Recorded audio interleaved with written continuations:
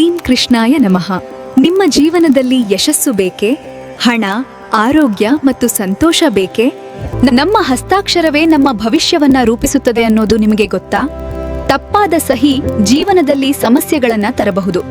ಸಿರಿ ಆರಾಧ್ಯ astro ಪ್ರಸ್ತುತಪಡಿಸ್ತಾ ಇದೆ ಹಸ್ತಾಕ್ಷರದ ರಹಸ್ಯಗಳು on tube secrets of signature master class.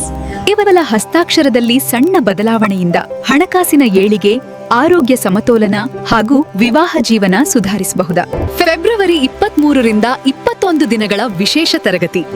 ಇಂದೇ ಸೇರ್ಕೊಳ್ಳಿ ಮತ್ತು ನಿಮ್ಮ ಜೀವನವನ್ನ ಬದಲಿಕೊಳ್ಳಿ. ಅದರ ಎಲ್ಲಾ ಡೀಟೇಲ್ಸ್ ಅನ್ನ ಡಿಸ್ಕ್ರಿಪ್ಷನ್ ಅಲ್ಲಿ ಕೊಟ್ಟಿರ್ತೀವಿ. Chance miss ಮಾಡ್ಕೊಳ್ಬೇಡಿ.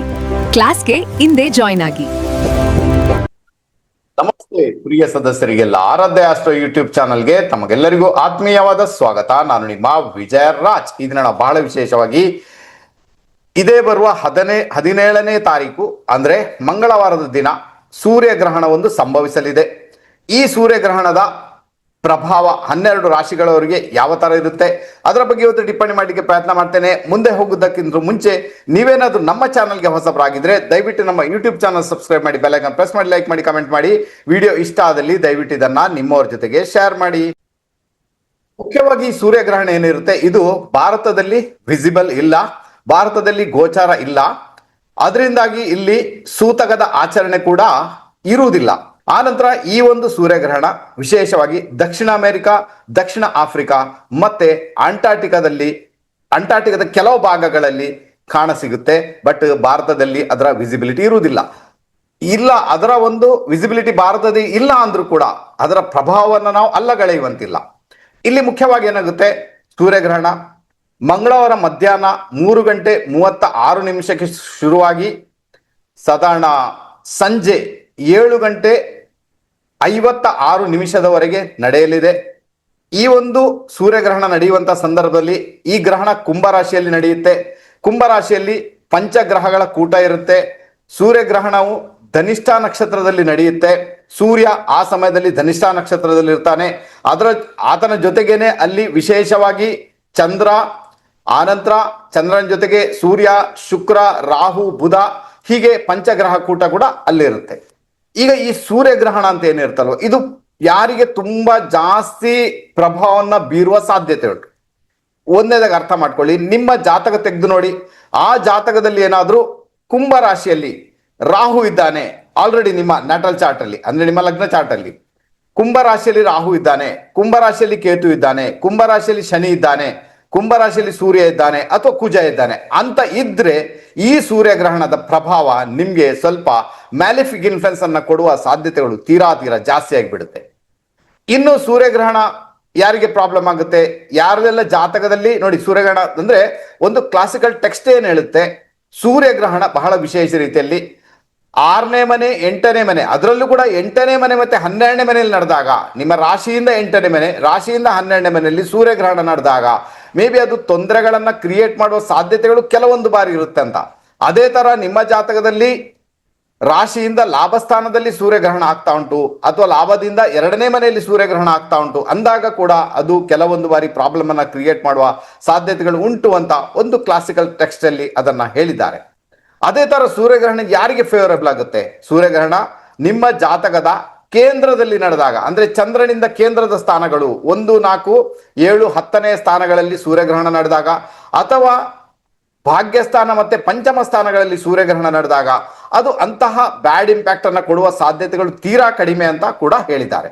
ಆನಂತರ ಉಪಚಯ ಸ್ಥಾನ ಯಾವುದೆಲ್ಲ 3ನೇ ಮನೆ, 6ನೇ ಮನೆ, 10ನೇ ಮನೆ, 11ನೇ ಮನೆ, ಇಲ್ಲಿ ಸೂರ್ಯಗ್ರಹಣ ನಡೆದ್ರು ಕೂಡ ಅಂತಹ ಸಮಸ್ಯೆಗಳು ಅಲ್ಲಿ ಉಂಟಾಗುವುದಿಲ್ಲ ಅಂತ ಹೇಳಿದ್ದಾರೆ.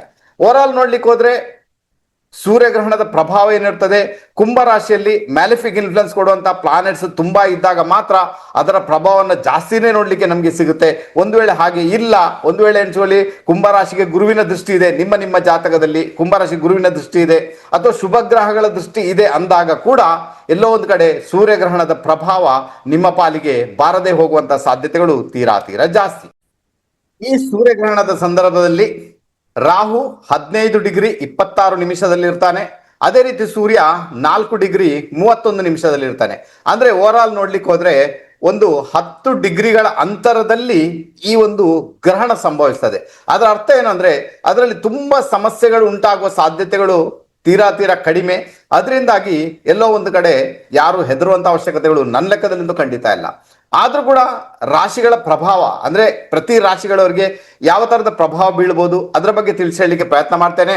ಅದರ ಜೊತೆಗೆ ಇನ್ನೂ ಒಂದು ಮಾತು ನೆನ್ಪಿಟ್ಕೊಳ್ಬೇಕು, ನಿಮ್ಮ ಜಾತಕದ ಲಗ್ನದ ಡಿಗ್ರಿ ಯಾವುದು ಅಂತ ನೋಡ್ಕೊಳ್ಳಿ. ಲಗ್ನದ ಡಿಗ್ರಿ ಹಾಗಾದ್ರೆ ನಿಮ್ಮ ಜಾತಕದ ಲಗ್ನ ನೋಡಿ, ಎಲ್ಲಾ ಗ್ರಹಗಳಿಗೂ ಡಿಗ್ರಿ ಇರುತ್ತೆ, ಲಗ್ನಕ್ಕೊಂದು ಡಿಗ್ರಿ ಇರುತ್ತೆ, ಅದಕ್ಕೊಂದು ನಕ್ಷತ್ರ ಇರುತ್ತೆ, ಆ ನಕ್ಷತ್ರಕ್ಕೊಂದು ಪ್ಲಾನೆಟ್ಸ್ ಇರುತ್ತೆ. ಹಾಗಾದ್ರೆ ಲಗ್ನದ ಡಿಗ್ರಿ ಯಾವ್ದಂತ ನೋಡ್ಕೊಳ್ಳಿ.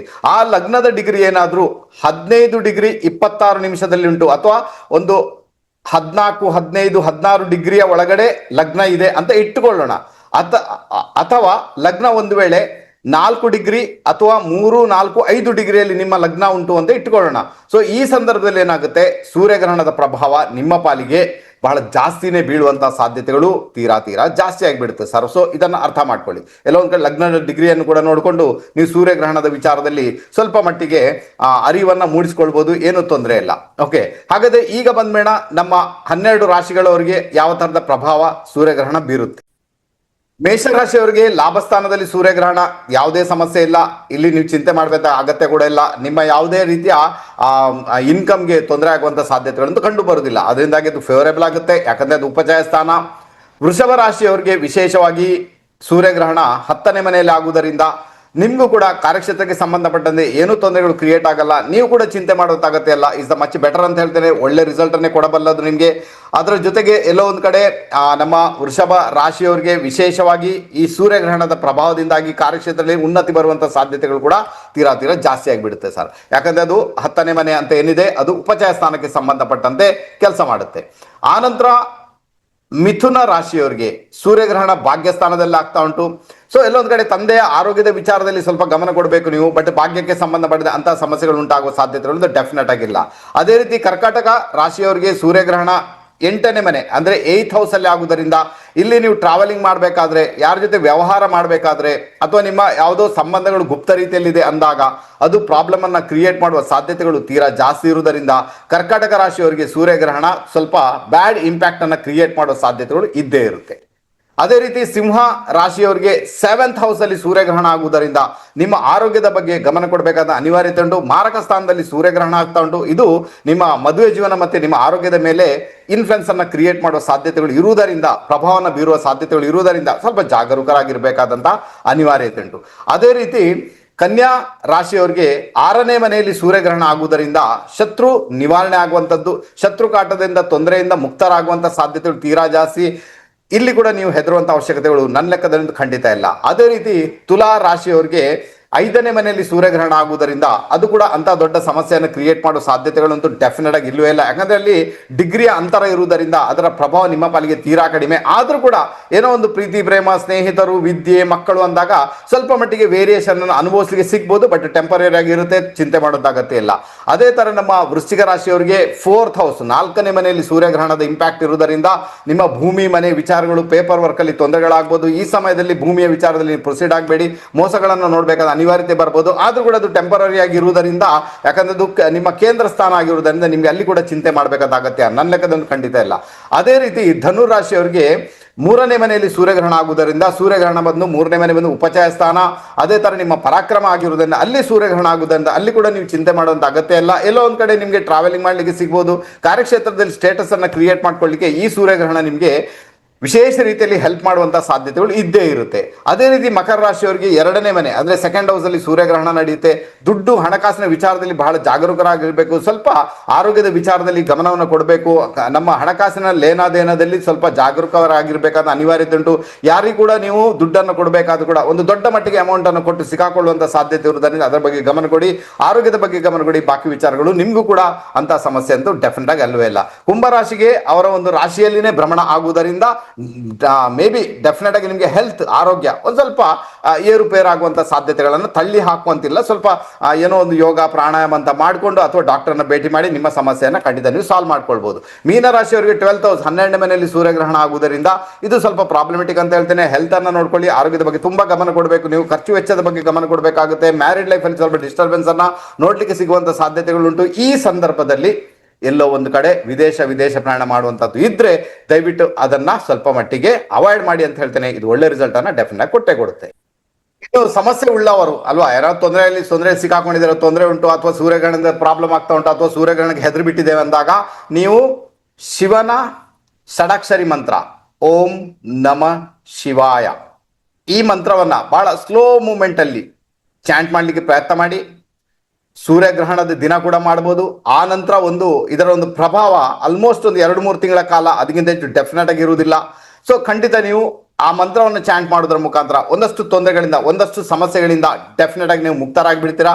ಇನ್ನೂ ಬೇಕು ಅಂತಾದ್ರೆ, ಯಾರಿಗೆಲ್ಲ ತೊಂದರೆ ಆಗ್ತಾ ಉಂಟು ಅಂತ ನಿಮ್ಗೇನೆ ಗೊತ್ತಾದ್ರೆ ನೀವೇನ್ ಮಾಡ್ಬೇಕು, ಆದಷ್ಟು ಆದಿತ್ಯ ಅವರ ದಿವಸ ಸ್ವಲ್ಪ ಗೋಧಿಯನ್ನ ನಿಮ್ಮ ಕೈಯಿಂದ ದಾನ ಮಾಡಲಿಕ್ಕೆ ಪ್ರಯತ್ನ ಮಾಡಿ. ಅದು ಎಷ್ಟು ಬೇಕಾದ್ರೂ ಮಾಡಿ, ಪರವಾಗಿಲ್ಲ. ಇದರಿಂದ ಈ ಒಂದು ಸೂರ್ಯಗ್ರಹಣದ ಪ್ರಭಾವದಿಂದ ತಪ್ಪಿಸಿಕೊಳ್ಳಿಕ್ಕೆ ನಿಮ್ಮಿಂದಂತೂ 100% ಸಾಧ್ಯತೆ. ಓಕೆ, ಹಾಗಾದ್ರೆ ಈಗ ಗೊತ್ತಾಯ್ತು ನಿಮಗೆ ಸೂರ್ಯಗ್ರಹಣದ ಪ್ರಭಾವ ಏನಿರ್ಬೋದು ಅಂತ. ಒಂದಷ್ಟು ವಿಚಾರಗಳನ್ನ ನಿಮ್ ಜೊತೆ ಹಂಚಿಕೊಂಡಿದ್ದೇನೆ. ಆದ್ರೂ ಕೂಡ ಅದರ ಪ್ರಭಾವ ತೀರಾ ಕಡಿಮೆ ಆಗಿರುವುದರಿಂದ ಯಾರು ಕೂಡ ಹೆದರುವಂತ ಅವಶ್ಯಕತೆಗಳು ನನ್ನ ಲೆಕ್ಕದಲ್ಲಿ ಖಂಡಿತ ಇಲ್ಲ. ಜಾತಕದಲ್ಲಿ ನಿಮ್ಮ ದಶಾಭುಕ್ತಿಯನ್ನೇ ನಿಮ್ಮ ಒಂದು ಆ ಪೀರಿಯಡ್ ಏನಿರ್ತದೆ ಪವರ್ಫುಲ್ ಆಗಿರುತ್ತಾ, ಪ್ರಾಬ್ಲಮೆಟಿಕ್ ಆಗಿರುತ್ತಾ ಇದು ಸೂಚಿಸುತ್ತೆ. ಅದಕ್ಕೋಸ್ಕರ ನಿಮ್ಮ ಜಾತಕವನ್ನ ಪರ್ಸನಲ್ ಆಗಿ ನೀವು ವಿಮರ್ಶೆಗೆ ಒಳಪಡಿಸಿಕೊಳ್ಳಿ, ಬಹಳ ಚೆನ್ನಾಗಿರುತ್ತೆ. ಕಾರ್ಯಕ್ರಮ ಇಲ್ಲಿಗೆ ಮುಗಿಸ್ತಿದ್ದೇನೆ.